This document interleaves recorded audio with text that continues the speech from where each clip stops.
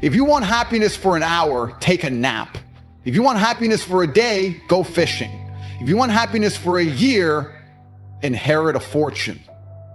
If you want happiness for a lifetime, help someone else.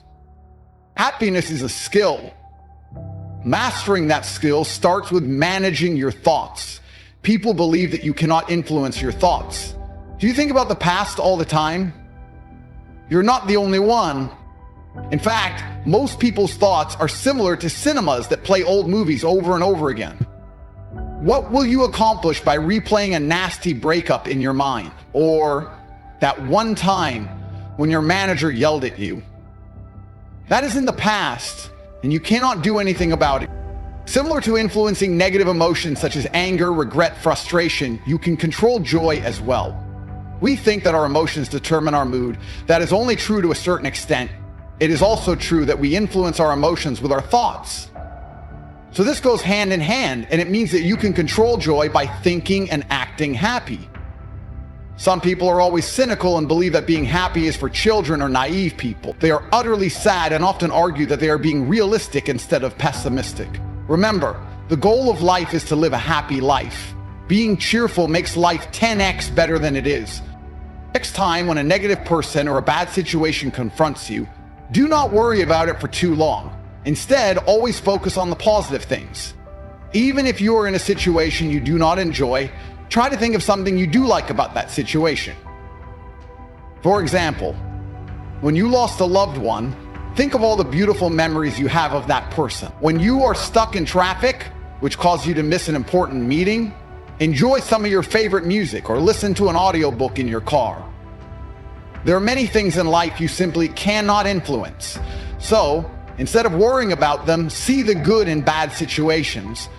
Being negative is easy and everyone can be cynical. However, staying positive is more difficult and requires persistence. When we adopt a positive mindset for our life, we start creating our reality. Using positive thoughts makes us strong, while negative thoughts make us weak. Dealing with obstacles becomes easier when you believe that there is always a solution, regardless of the severity of your situation. If you think you cannot find a solution, chances are you will be unsuccessful. However, when we commit to a positive mindset, we empower ourselves, which eliminates fear, stress, and anxiety from our lives. Enjoy the moment. By focusing on the present, you can ignore the past or future. Many want to find inner peace and turn off the voice in their head. By being fully present, you can achieve a state of mind without worry. Living in the present will also free you from any fear, because there is no fear when you truly live in the moment. Our most common fears concern things or events that might happen in the future. We tend to live our lives in the past or the future. If you are not worrying about what might happen, you are either reminiscing or regretting the past. When you do this, you neglect the present. When you are physical with your spouse, but your thoughts are with work, you are not present.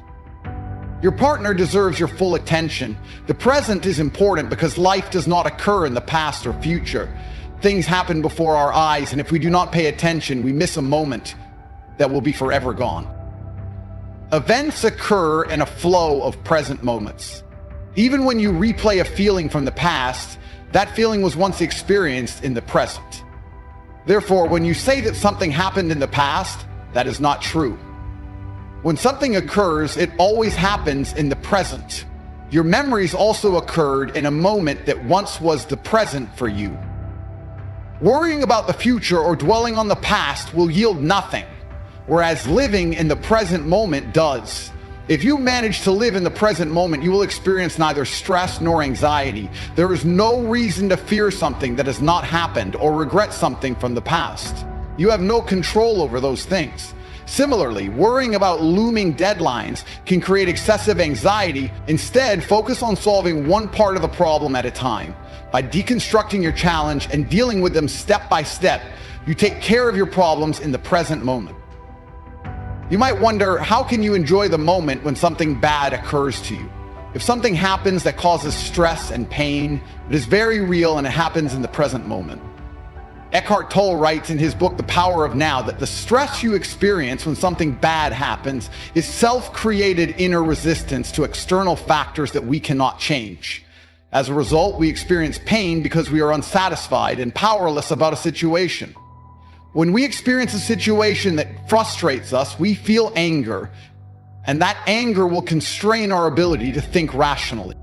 This frustration will in turn lead to more stress. We say things like, how can I let myself go like that? This thinking pattern is a negative cycle that will lead to more stress and anxiety.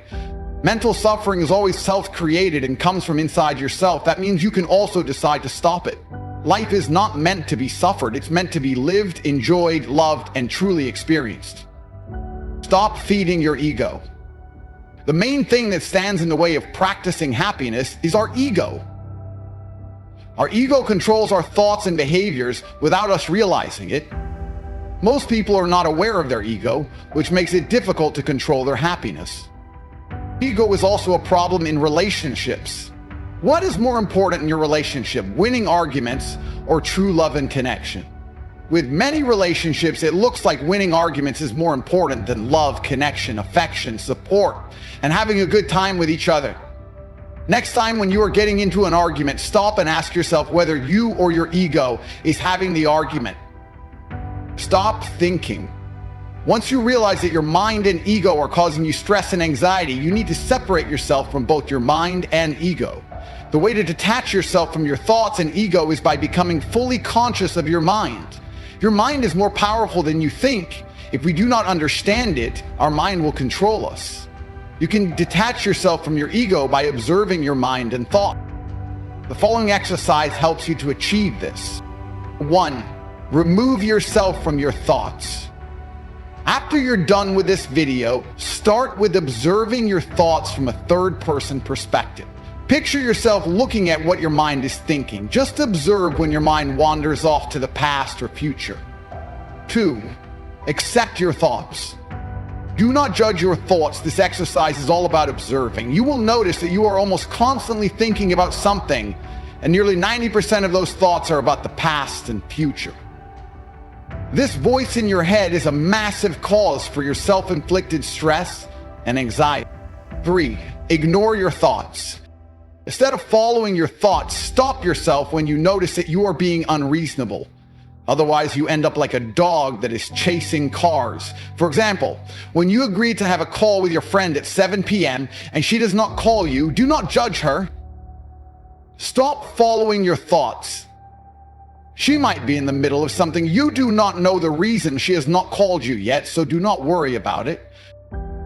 Eventually, you will find yourself in control of your mind, and this will make you stop thinking about the things you cannot change or trigger worry.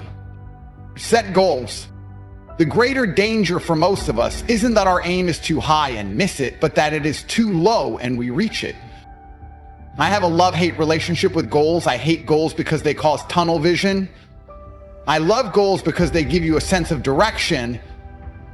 The most important thing about setting goals is that it's not about achieving the goal.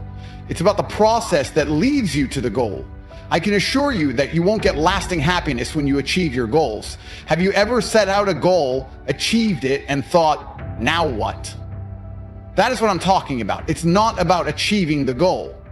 It's about how the goal changes your daily life. Striving for goals forces you to form new habits, and that's priceless. If you want to truly defeat your inner enemy, you need a purpose. Your purpose will help you to be less anxious about the future because you have a conviction. However, without a clear set of goals, you will fail to fulfill your purpose. A thought must be executed, and by setting goals, you can start acting on your purpose. Execution is the only thing that brings a change to your life. And goals are a way of actively seeking out our ambitions. Before starting to chase your dreams, start by defining your goals as precisely as you can. If you do not have goals, make them up. Everything is better than having no goal at all. Even if you do not know what you want to do with your life, you have a goal. That is to find out what you wish to do with your life. Some people say, I am not an ambitious person. No one is born with ambition or predefined goals. Ambition is a conscious decision to pursue growth in life through experience or achievement. Even if you have a purpose, without goals, your life is still aimless because your destiny seems so far away or intangible. Goals are made up, and if other people can make up goals, then you can do it too. When set correctly, goals will guide you to your destination. For example, if you want to change your career, set clear goals for yourself. Ask yourself questions like, what does my ideal job look like? And when do I want to quit my current job? By asking these questions, you find out what your path looks like. From the answers to those questions, you can set goals. For instance, I want a job with enough freedom to express my creativity. And I will give myself 6 months to quit my job and find my ideal job. Another reason we set goals is because we cannot just sit around and hope that something good will happen to us. Hope is not a strategy. Hope is for people who have high expectations but are not willing to do anything to make their dreams happen. After all, it is easy to do nothing. Reaching your dreams requires determination, and achieving your goals is tough. You will be rejected. You will fail. However, you cannot give up, for every setback teaches you something, and when you do complete your goals, the victory will be greater.